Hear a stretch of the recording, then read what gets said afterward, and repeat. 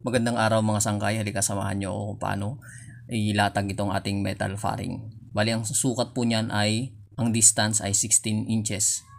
Ayan po yung guhit na yan, 16 inches po yan. Tapos dito 16 inches.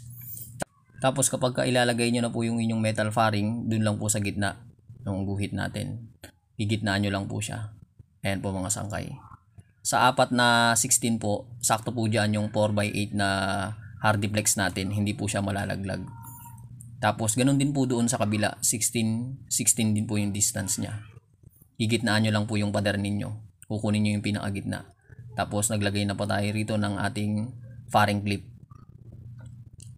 Ayan mga sangkay. Tapos na po tayo maglatag ng ating metal faring at magkakasa na po tayo ng ating hardiflex.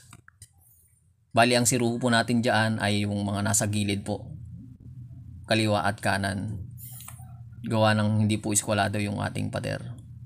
Ayan po. Ganyan po kadali mga sangkay. Nawa po natuto po kayo. Salamat po. Pagpalain po kayo ng Panginoon.